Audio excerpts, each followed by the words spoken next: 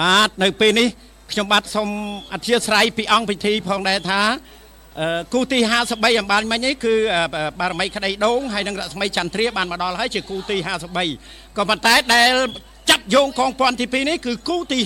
56មន្ត្រីបច្ចេកទេសខាងចេញដំណើរបានផ្ដល់ព័ត៌មានមកខ្ញុំបាទអ្នកធ្វើអត្ថាធិប្បាយថា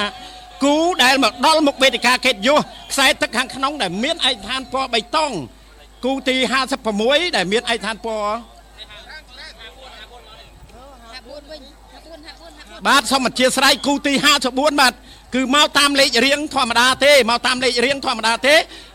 កដ្ឋាននិងសមាជិកទូកមានដូចតទៅខ្សែទឹកខាងក្នុងកំពូលអធិរាជផនសែនជ័យគឺជាទូករបស់ក្រសួងការពារជាតិដែលមានអាដាមមឹងសំផនបាទដែលបានជួយឧបត្ថម្ភខ្សែទឹកខាងក្រៅដែលបងចាញ់ដេជោសែនជ័យដេជោសែនជ័យគឺជាទូកដែលអញ្ជើញមកពីខេត្តកំពង់ធំពាក់ផ្លាកលេខ108នៅពេលនេះបងចាញ់ទៀតហើយបាទគូពី54ក៏បានបញ្ចេញដំណើរយ៉ាងលឿនគួរឲ្យគយគន់ផងដែរបាទនៅពេលនេះគឺថាប្រកិច្ចគ្នាមែនទែនសម្រាប់គូទី54គឺបើមើលពីជំហានទៅហាក់ដូចជាមានទូកតែមួយទេក៏ប៉ុន្តែបើពិនិត្យមែនទែនទៅគឺថាមានទូកពីរព្រោះប្រឆាត់កឈៀងបន្តិចហើយឯកដ្ឋាននោះក៏មិនជាខុសគ្នាប្រមាណដែរសម្រាប់គូទី54គូទី54ដែលកំពុងតែបន្ថែមល្បឿននិងចាប់យោងឆ្លងកងព័ន្ធទី2ខ្សែទឹកខាងក្រៅខ្សែទឹកខាងក្រៅកំពូលអធិរាជផនសែនជ័យបាទគឺជាទូករបស់ក្រសួងការពារជាតិដែលឧបត្ថម្ភដោយអាដាមមឹងសំផនរដ្ឋលេខាធិការក្រសួងការពារជាតិចំណែកឯខ្សែទឹកខាងក្រៅទូកមានឈ្មោះថាដេជោសែនជ័យអញ្ជើញមកពីវត្តដងសូរិយាស្រុកកំពង់ស្វាយខេត្តកំពង់ធំបាទមានឯកសណ្ឋានពណ៌ក្រហមដែលកំពុងតែមានព្រៀបជាងគូប្រកួតបាទយ៉ាងម៉េចទៅហើយកំពូលអធិរាជផនសែនជ័យបន្ថែមល្បឿនមើលបងចាញ់តែបន្តិចទេព្រោះពេលនេះឃើញថាដេជោសែនជ័យកំពង់ស្វាយកំពង់ធំដាវឯកដាវមុតបាទកំពង់ស្វាយដែលជាដាវមុតឥឡូវនេះល្បឿនក៏មុតដែរលឿនណាស់ដេជោសែនជ័យស្រុកកំពង់ស្វាយវត្តដងសូរិយាបានមកដល់ខ្សែប្រត់ទទួលជ័យជំនះទៅលើកំពូលអធិរាជផនសែនជ័យរបស់ក្រសួងការពារជាតិទឹកខាងក្នុងដេជោសែនជ័យគឺអញ្ជើញមកពីវត្តក្តីដូងបាទវត្តក្តីដូងស្រុកកំពង់ស្វាយខេត្តកំពង់ធំដេជោសែនជ័យនេះឧបត្ថម្ភដោយអាដាមបណ្ឌិតងួនញិលអនុប្រធានទី2រដ្ឋសភាជាតិដែលមានឯកសណ្ឋានបាទស្រស់ល្អណាស់ចំណែកឯខ្សែទឹកខាងក្រៅទូកមានឈ្មោះថាយុទ្ធវង្សសែនជ័យដែលមកពីវត្តនិមលសាគរពោធិ៍រៀងព្រៃវែងបាទទូកនេះឧបត្ថម្ភដោយអាដាមវង្សពិសេនបាទពេលនេះឃើញថានៅចន្លោះកងព័ន្ធទី1និងកងព័ន្ធទី2ដែលមានតែចម្ងាយ500ម៉ែត្រគឺពាក់កណ្ដាលឃើញថាខ្សែទឹកខាងក្នុងដែលកំពុងតែមានព្រៀបជាងគូប្រកួតគឺដេជោសែនជ័យរបស់ខេត្តកំពង់ធំដែលជួយមកពីវត្តក្តីដូងស្រុកកំពង់ស្វាយដែលមានឯកសណ្ឋានពណ៌ក្រហមចំណែកឯយុទ្ធវង្សគឺមានឯកសណ្ឋានចម្រុះខាងមុខ6 7ខ្ទង់គឺមានពណ៌ត្រួយចេកឯកណ្ដាលពណ៌ទឹកប៊ិចខាងក្រោយនោះពណ៌លឿងបាទគឺចម្រុះពណ៌ល្អណាស់សម្រាប់យុទ្ធវង្សសែនជ័យខេត្តព្រៃវែងដែលឧបត្ថម្ភដោយអាដាមវង្សពិសេនបាទដល់ពេលនេះឃើញថាខ្សែទឹកខាងក្នុងបានបោះយោងឆ្លងកងព័ន្ធទី2ហើយបាទគឺដាច់គូប្រកួតតែម្ដងខ្សែទឹកខាងក្នុងដេជោសែនជ័យខេត្តកំពង់ធំដែលឧបត្ថម្ភដោយអាដាមបណ្ឌិតងួនញិលអនុប្រធានទី2រដ្ឋសភាជាតិឯកសណ្ឋានពណ៌ក្រហមមុខពណ៌ក្រហមអ្នកនៅខាងមុខក៏ក្រហមដែរបាទចុងចង្វាហ្នឹងគឺពណ៌ផ្ទៃមេឃបាទមើលទៅឃើញពីបម្ដងអត់ឃើញកែមទូកទេលឿនមែនតើណាបាទក៏ប៉ុន្តែអាលាស់មើលកតុយបាទកតុយអាលាស់យកតែម្ដងលឿនមែនតើសូមជូនលទ្ធផលទៅពោធិ៍សែនជ័យខេត្តកំពង់ធំបាទដែលជើញមកពីវត្តក្តីដូងកំពង់ស្វាយបាទលឿនណាស់ដាច់គូប្រកួតដែលមានឯកសណ្ឋានចម្រុះគឺយុទ្ធវង្សសែនជ័យរបស់ខេត្តព្រៃវែង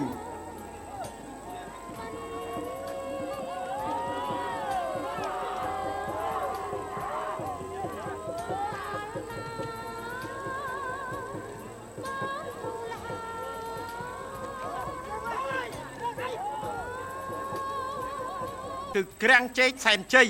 បាទគឺតាមការកត់ត្រារបស់ខ្ញុំគឺឈ្នះម្ដងម្នាក់រវាងក្រាំងជែកសែនជ័យនិង សារ៉ាត់បញ្ញារិទ្ធីសែនជ័យបារមីវត្តចម្ប៉ា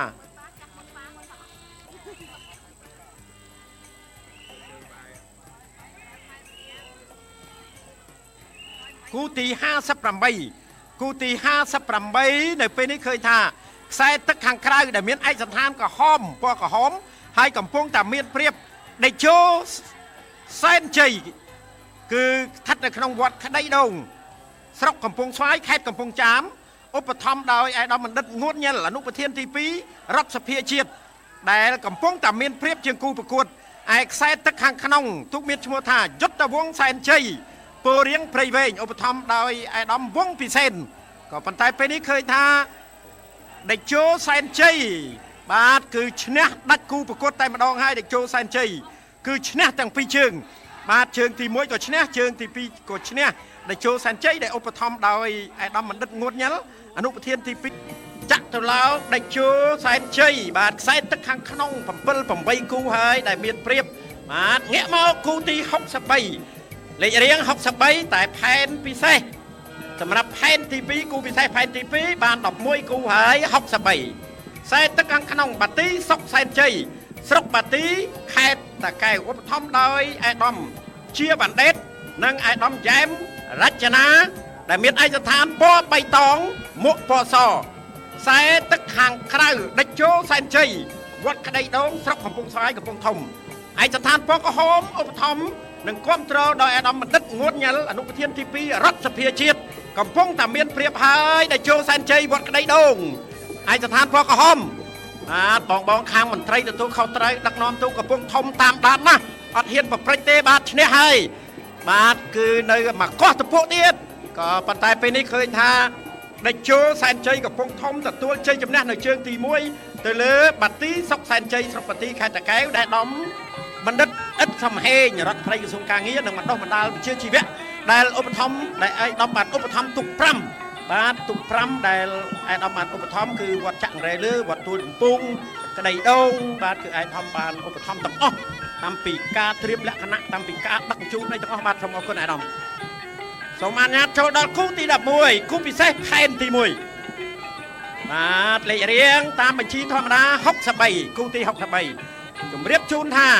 គូទី11គូពិសេសផែនទី1ខ្សែទឹកខាងក្នុងដេជោសែនជ័យដេជោសែនជ័យ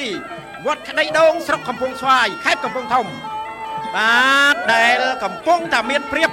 ឧបត្ថម្ភដោយអាយដាមបណ្ឌិតងួនញ៉ិលអនុប្រធានទី2រដ្ឋសភាជាតិនៃប្រជាជាតិអាណាចក្រកម្ពុជាហើយកំពុងតែមានព្រៀបឯខ្សែទឹកខាងក្រៅឯកសណ្ឋានពណ៌បៃតងមុខពណ៌ស